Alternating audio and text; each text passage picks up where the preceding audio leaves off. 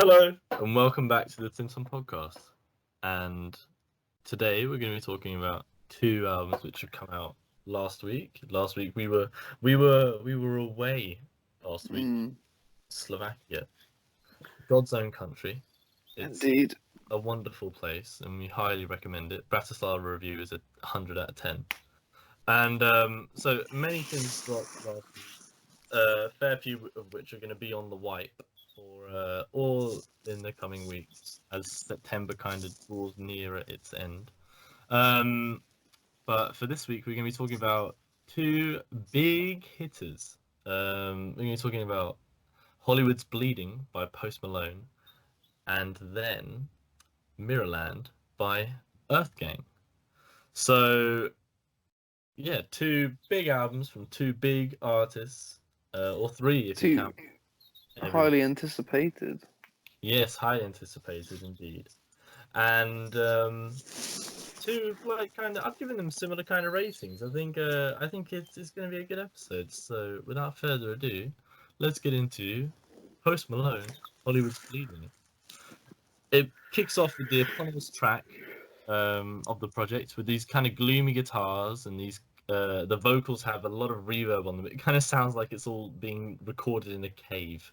A lot of the tracks on the project have this sort of gloom present in them. I feel there's then once these like trap drums kick in, it's off. The project is on, and it has it starts off with like a really good sense of pace. I appreciate the moments of kind of breakdown, like kind of half beats where it sort of stops nearer the latter portion of the track. I think it's an effective opener, but it is by far not the best track on the album. But then again, not many of the tracks on this album are the best track on the album. It's an interesting. Well, I thought it was just quite melodramatic, this opener, which sort of sums up the sort of thing it's going for. Yeah. On the album as a whole, there's a lot of the whole melodrama. It's just madness. What do you think of the use of the guitars in it though? Because it's something I haven't seen in his stuff previously, and I feel like that's sort of technically a new direction for him. Well, I think he did it a few times on his trashy debut, Stoney. I think he has a few rocky songs. Yeah, no, definitely. It's all right. Saint-Tropez follows it fairly well. You like this song? It's really catchy.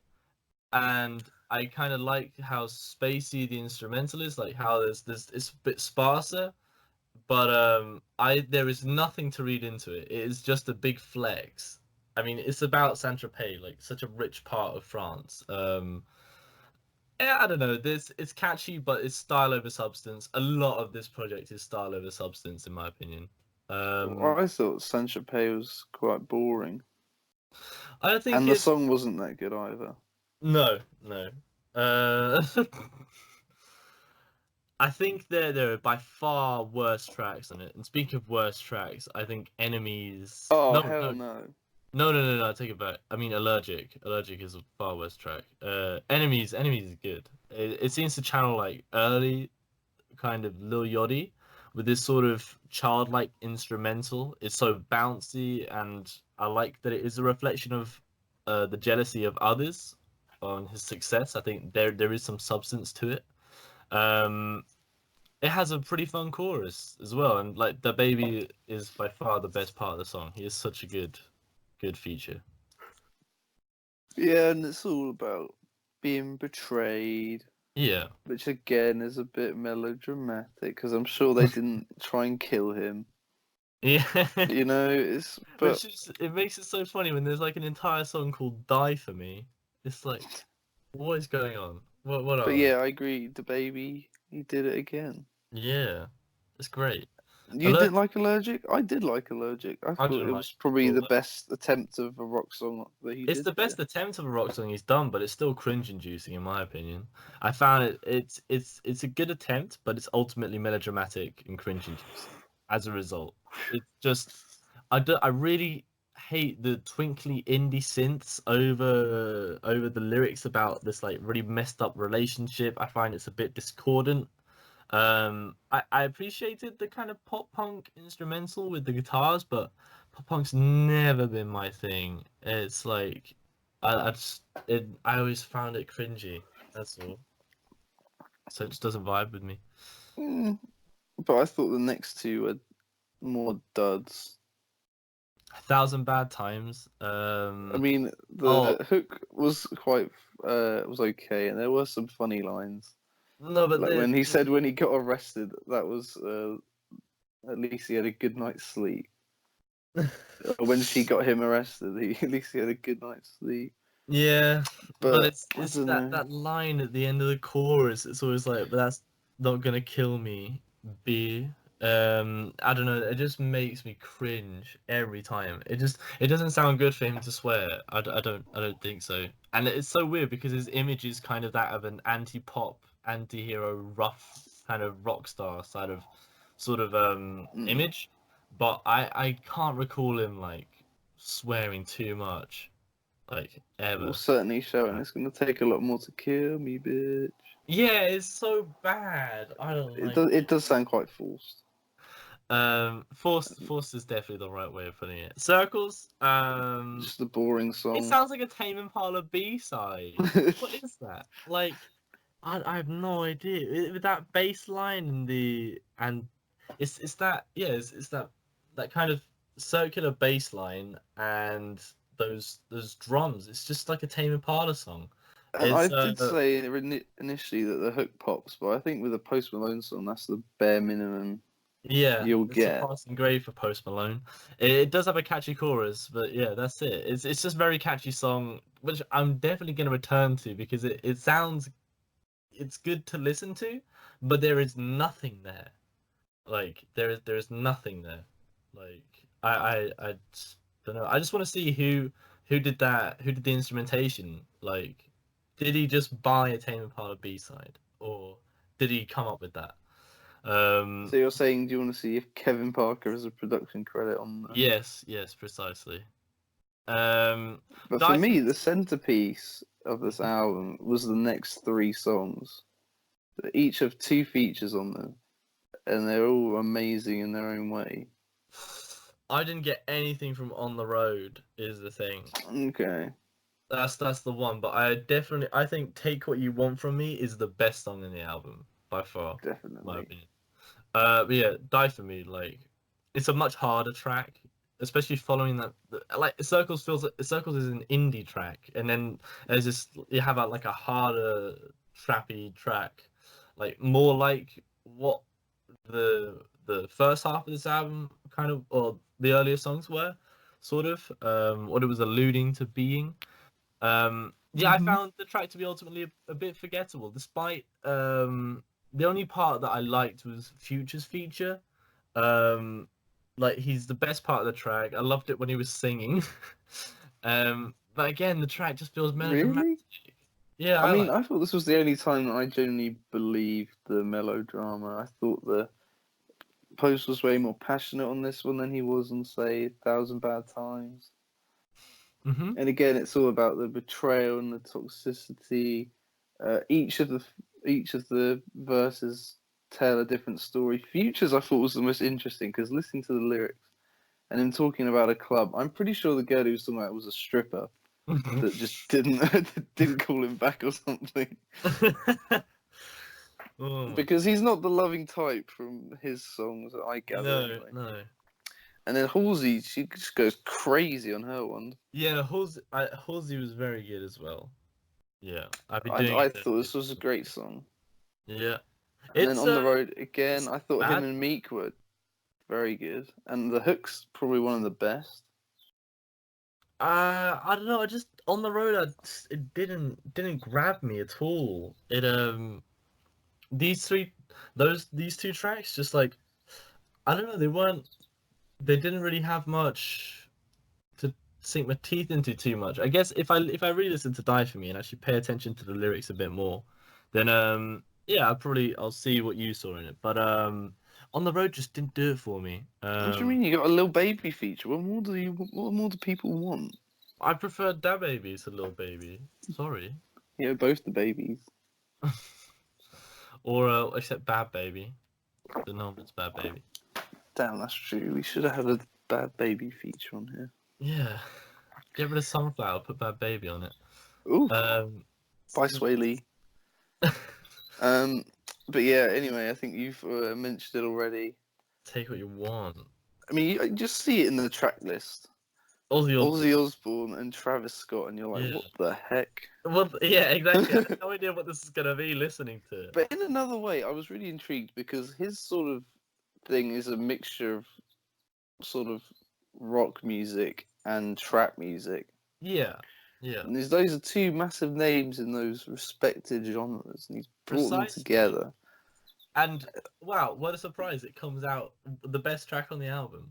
Who would have thunk it? Like, it's great. You got these really eerie guitar. Yes, I love that guitar line. It's a really that's Post Malone using rock guitar riff in a trap song, and it actually works. Not on Allergic. That's terrible. This is one that's done far more tastefully, and it is kind of constantly building tension as it's just like going up and up and up the neck until like the end when it's still playing, and then this tension is just exploding out with this beautifully melodramatic guitar solo. I love Ozzy Osbourne has a great feature. Travis Scott has a great feature. I loved Ozzy Osbourne on the hook. Singing it, it sounded like it was something just from like a Black Sabbath hook, like a Black Sabbath. I didn't think the Prince of Darkness would still have it in him. He's got to be getting on a bit. Oh, definitely. But no, he still had it, and like honestly, that was pretty damn great. It's a sad. Travis Scott's dished out a lot of trashy features this year, but this one was pretty good. Yeah.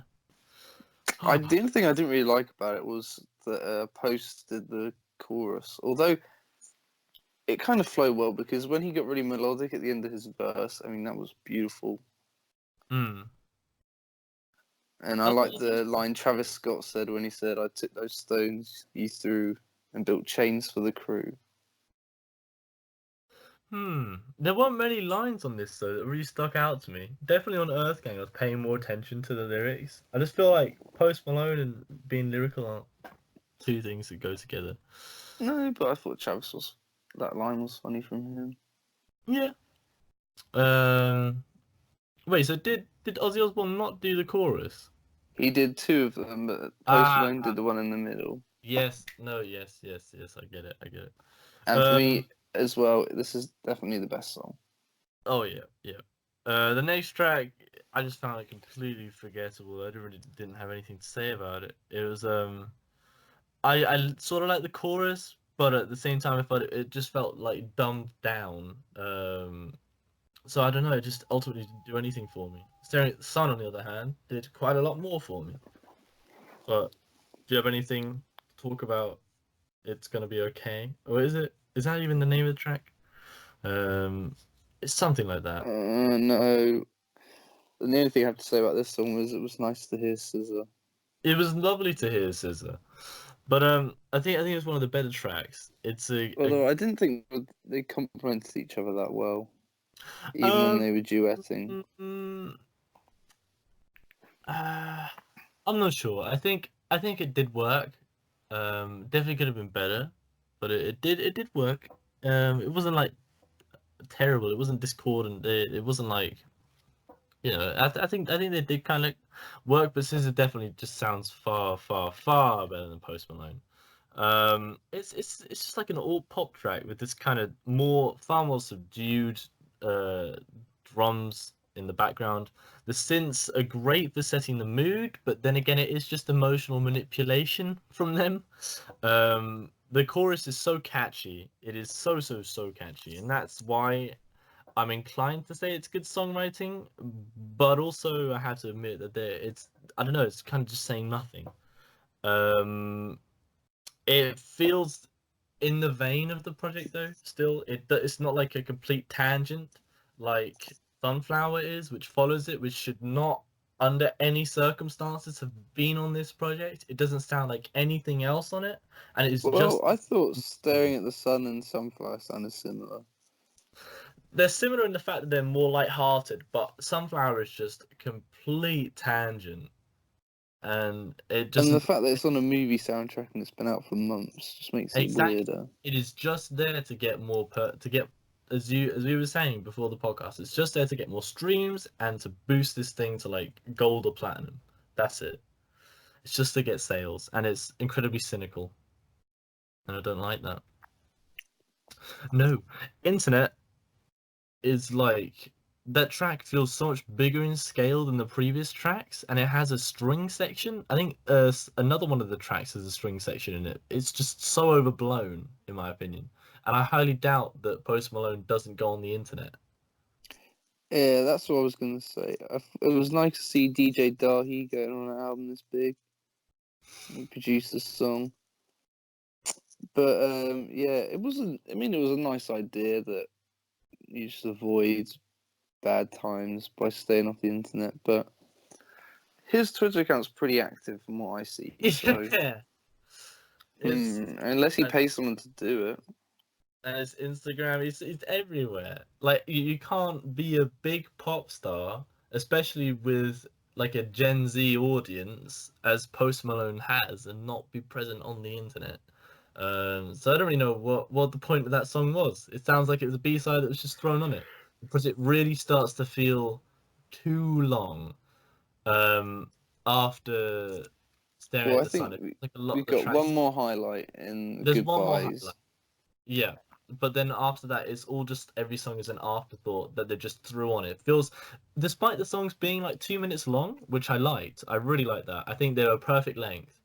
There are too many of them. It should not be a 17-track long album. It should be like 12 or 14 tracks, you know? Mm-hmm. But yeah, let's talk about Goodbyes, which should have been the closer.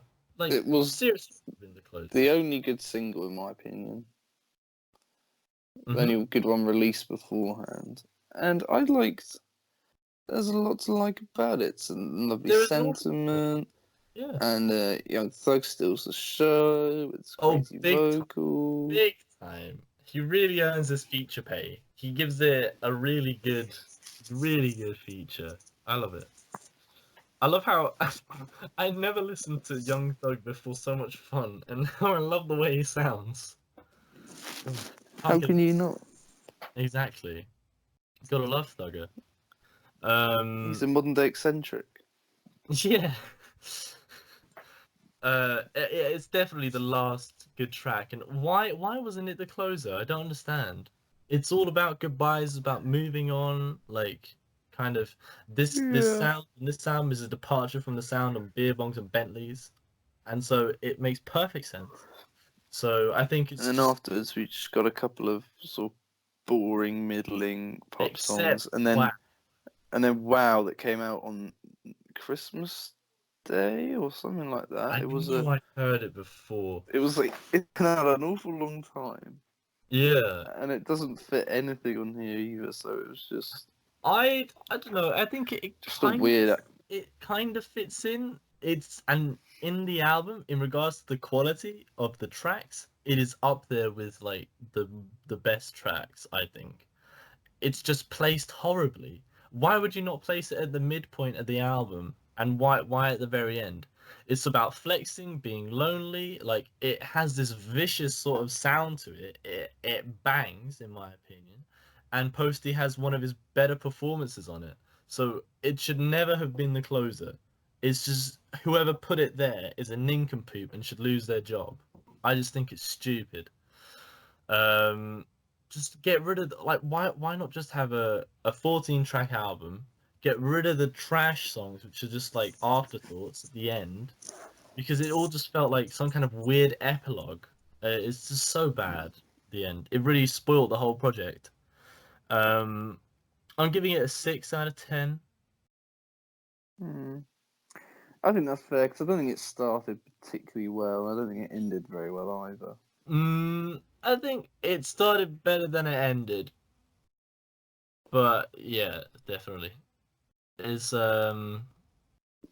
yeah, why would you put that final run of 3 tracks or 4 tracks is just so stupid. Like I don't know. It does my head in, man. Ay ay ay. But In fact, it's it's not probably a 5 to me, to be honest. it. It has its moments. It has its moments, but it is ultimately mediocre. I That's the think he thing. needs to go away for 2 years or so, work Yeah, out some really genuinely good songs. Because the and good find songs on real here debate. are really good, but there's a Yeah, lot of just nothing songs on mediocre, here. just trash on it as well. It's just yeah, he needs to have like he has a sound, but I think he needs to hone it a bit more and not want to try and emulate so many people at the same time. And I don't know if he's gonna go. I think it's too melodramatic. I think that's the big downfall. I think it's far too melodramatic. I think if he did something more grounded, it would and more kind of based in reality, it would be far better from a songwriting perspective. I think he would have he must have a fair deal to say. Just say it and don't blow everything up. I don't know. Let's talk about a better project. Let's talk about Mirrorland. Let's move on to EARTHGANG. Yeah, Yeah, and kicks debut off. album. Really? Oh, yeah. I guess all their stuff has been EPs up to this point. So weird. But I mean, it's a pretty damn good album to kick off with. Like, The group or duo even that cannot yeah, help but be compared to Outkast just Outcast. because there's two Yeah. of them and they're from Atlanta. But they also sound a lot like Outcast at There are times. 2 songs that sound like Outkast songs on here. That is it. I don't I'm know. saying it now. Yeah. No, I'll give you that. Yeah. Up and I can't remember the other one. What? I don't. Yeah, no. Up. I think Top Down has an Outcast vibe. Top Down's far more of like a West Coast song. Yeah. Fair enough. Actually, shouldn't have said that. Oof, that's gonna be edited out. um. Yeah. I'll definitely give you that. Like, it's mainly the fact that they're a duo from Atlanta. I reckon. I think genuinely that is the only reason, and Yeah. that's funny to me. Yeah. But Actually, their skits were kind of out, like on Aquemini, their skits sound a lot like this, where it's, or certainly on the La La Challenge, the opener. mm, That chicken shop thing was very I similar love that. I love that so much. to I what they love. did with the record store guy on Aquemini. I thought that was quite similar. Yeah. But I just honestly, this song was crazy. Lala Challenge is mad. I think it's one of the best openers I've heard in a long bloody while, and like it sets the album up really well. It reminds me, in regards to how it sets up the project, it reminds me a lot of the opener to T-Pab.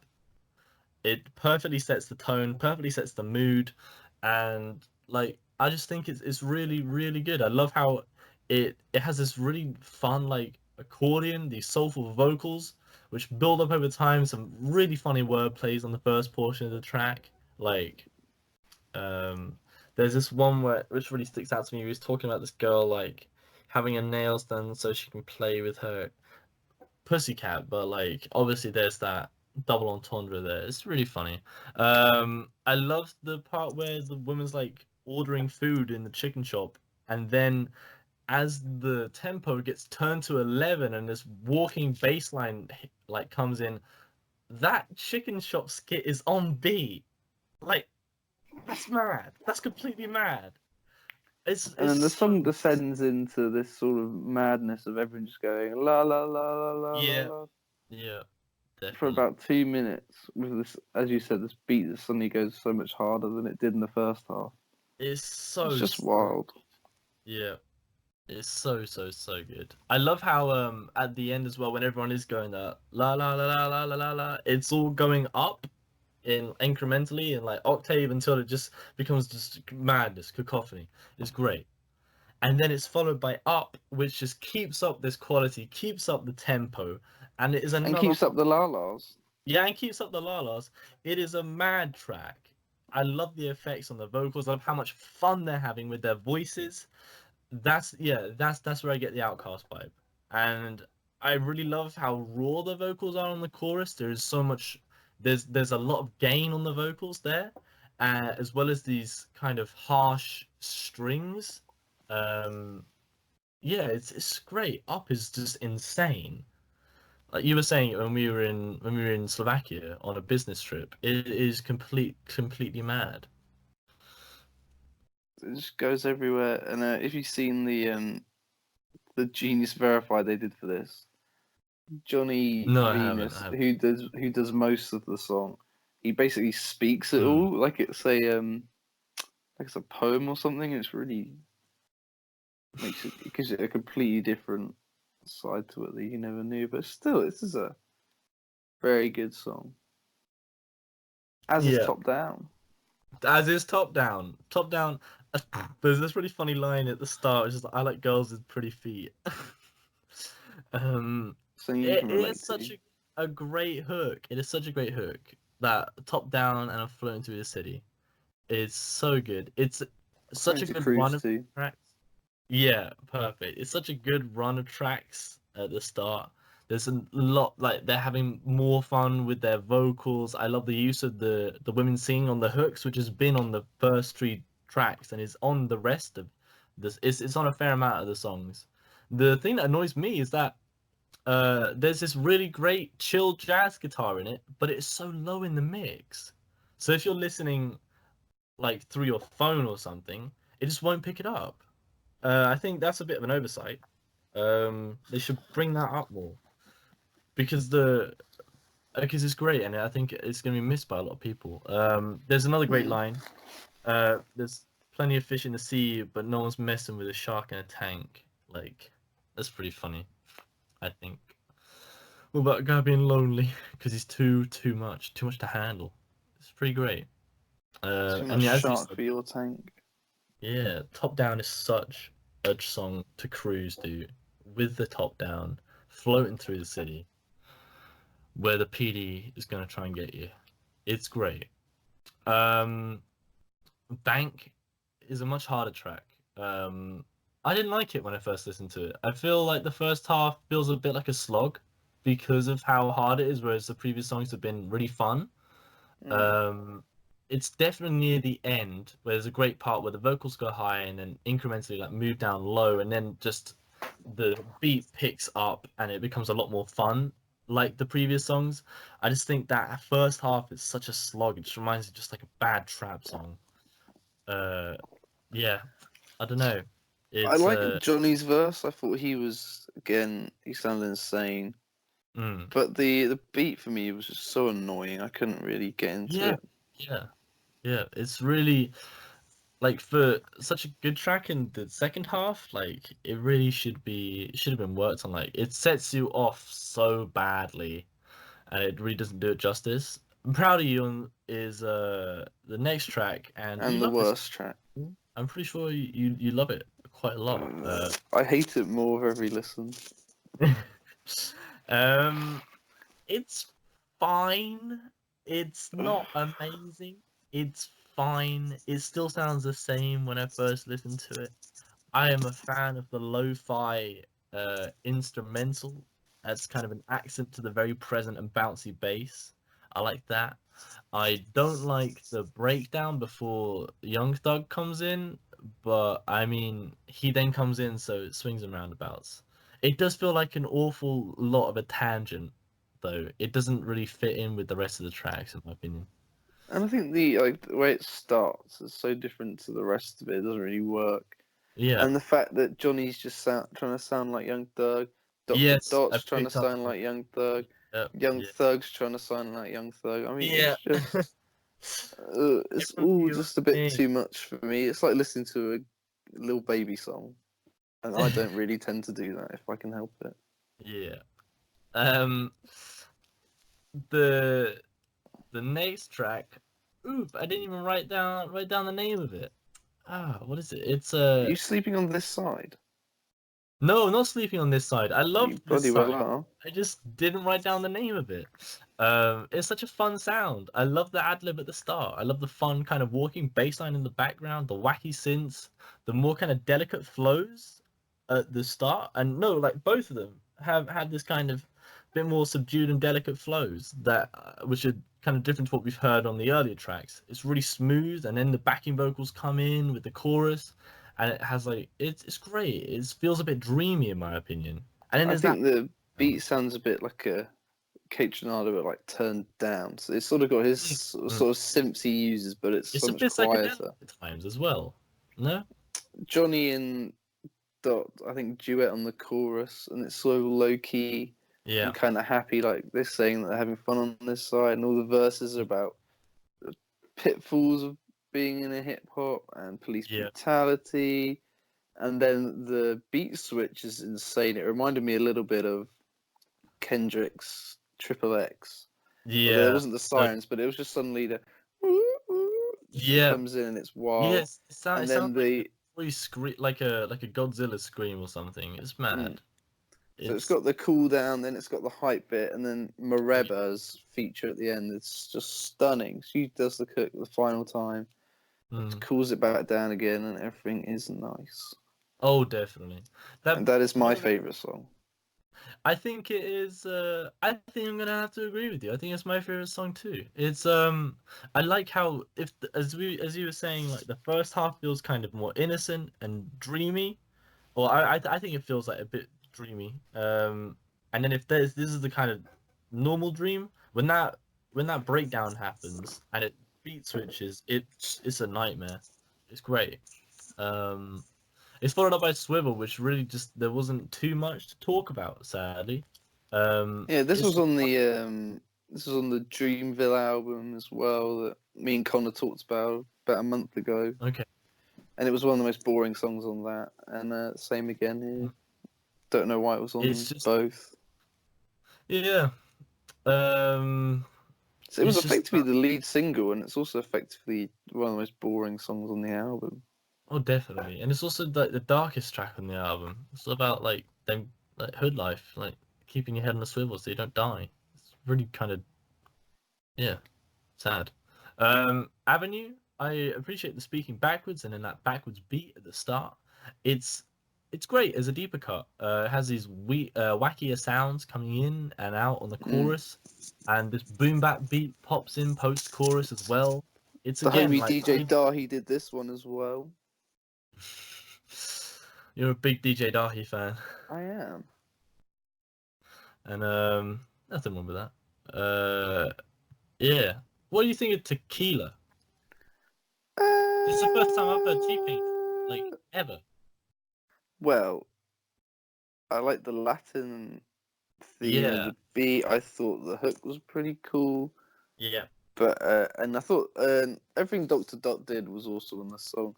But like Johnny Venus's verse kind of sucked, and T-Pain gave me literally nothing. He might as well have not been on there. T-Pain gave me nothing at all either. I was like, he's the lead feature on this, and it's like it doesn't do anything.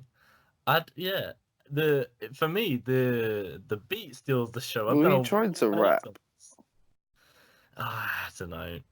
I've done a full 180 on this though. Again, like what you're talking about, the Latin vibes. Obviously, it's gonna have those. It's called Tequila. Yeah, it's a fun song, but I mean, yeah, it could have just been a one verse song, you know. Yeah. Or maybe have Johnny's verse on there as to keep the EARTHGANG vibes. But T-Pain, he tried to rap and it just sucked. I think that's the moral of the story. That is the moral of the story. Blue Moon is just a cheeky jazz rap track. I like the and the instrumentals final highlight. so much.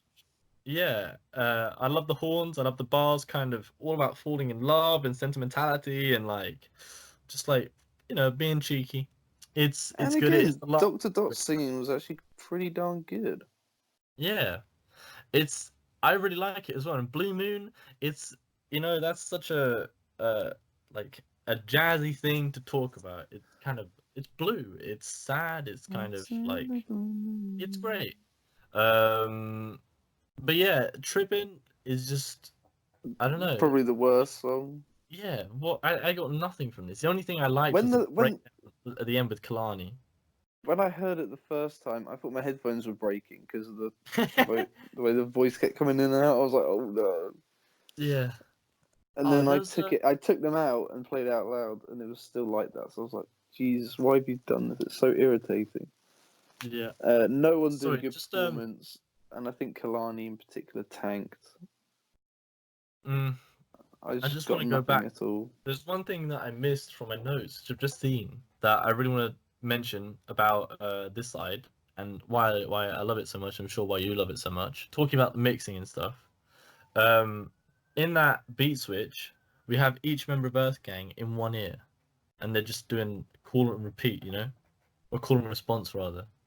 So Oh, really? yeah. When I had my headphones on, I noticed it. I was like, hell yeah, this is awesome. Yeah, let's go. Stuck. I like it on its own, but I don't think it should have been put in the album. It was the single for the album, but and it has great rhythm and this cheeky bass line, but it just doesn't That's capture the okay. energy of the better tracks, And In my then opinion. Fields, in my opinion, should have just been the low-key closer to go out Yeah, on. definitely. And why is it? It has 2 minutes of silence on it. Why? I mean, that's what made it even more weird that there was another song after it. Yeah, and I mean, And that final song, I can't remember what it was called. Wings. It was mixed really badly, and it was quite lo-fi for no reason. I beg to differ. I think that it's like one of the most hi-fi songs in it. Like the bass line on it is so present and smooth. But it's just super chill, but just not the best track on the album. And I don't think it was necessary. Occam's Razor, get rid of it. End on Fields. Why would you put 2 minutes of silence at the end of the track? Was that an accident? Or ay. Give you time to think before you find Wings. But I mean, yeah, they should have just ended it with Fields. It's so silly. It's really annoying because so much of the project is great up until the last few songs, and it trips it right before the finish line when it's had near enough a flawless run, excluding Proud of You and Swivel. Yeah, it's so annoying because I would have given this a solid 8 otherwise, but it knocks it down to a 7 for me, just that final run, or 6 even.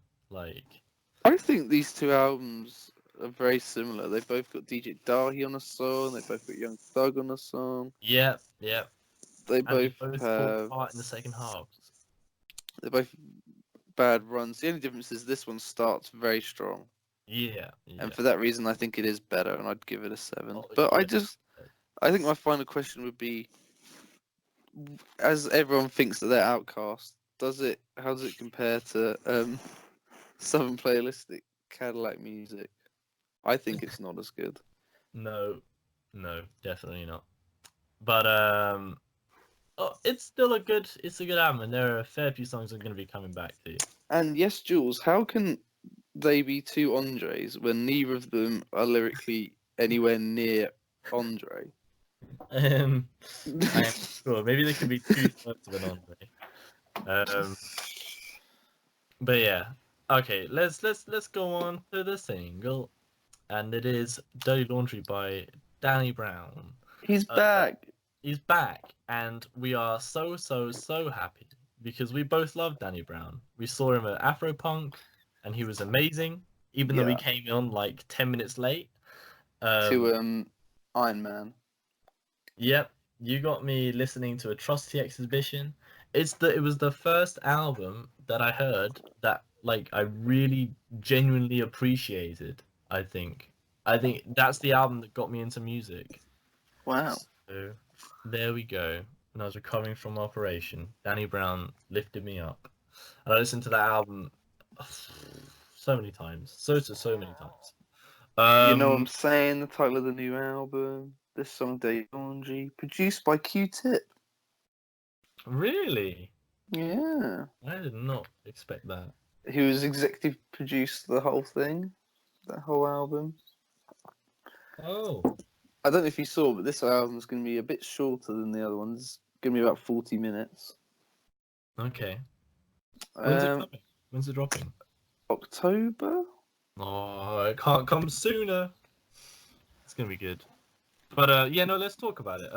So one thing I loved about it, like when it's starting, like when it kicks off, I love the fact that like Danny still has it when he's able to rap over a flow that seems unrappable, you know?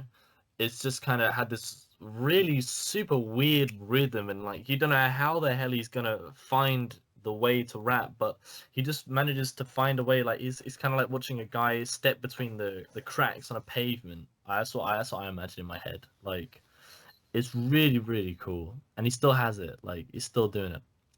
I thought So his flow was really slow on this one. It was like almost a talking pace. um, I don't know. I think it was slower. I don't think it was that slow. But like I think it's a good thing. Like it reminds me a lot of Downward Spiral, actually. That's what it Hmm. reminded me a lot of. Like at the start when he's saying like I'm sweating like I'm in a rave, haven't left this room for 3 days, and it has that kind of weird. Yeah, I guess it's kind of a talking flow. Yeah, so I'll give you that. Yeah. Um, the instrumentation is kind of weirder. Like it's not as dark. It doesn't feel anywhere near as dark as the Trusty Exhibition. And it's got this really weird woodwind thing in the background that you can't hear that loudly, but when you do, it's crazy weird. hmm. I'm gonna re-listen because I haven't heard that, and I want to. But I'm interested. I think it can't be as dark as the Trusty Exhibition. That album is so dark. Like it's absolutely named after a Joy Division song. Like have a really dark post rock, post punk band. Like name your really dark rap album about it, which is all about being addicted to drugs and selling drugs and just being in a horrible part of Detroit, which is pretty much a post-apocalypse now. Um, yeah, it's light-hearted. This track though, But more I so. like the way that it was sort of talking about literal and metaphorical dirty laundry. Mm, mm. And it sort of switched between, it's talking about detergent, and there was a line about banging someone in a McDonald's, no, in a Burger King bathroom. It had a lot of things going on here, even though Yeah, it wasn't that long. going on. Yeah, My only yeah, real issue was the structure of the song. There wasn't a hook or anything. It was yeah, just one verse, then he screamed, and then there was a bit of instrumental, and then there was another verse. yeah. But I'm looking forward to it a lot. It's gonna be great. I love Danny Brown. We love Danny Brown. He's so good. Um, And with so that, that was probably us, right? I think that's us. Yeah. I've been Tim. You've been who Post have you Malone. been? You've been Chris Ryan. What? That's the Post Malone. Okay. And yeah, you've been listening to the Post Malone podcast. Tomorrow we're going to be talking about Post Malone's tweets and Yeah. just You're wasting gonna your. find him being racist. Okay, adios.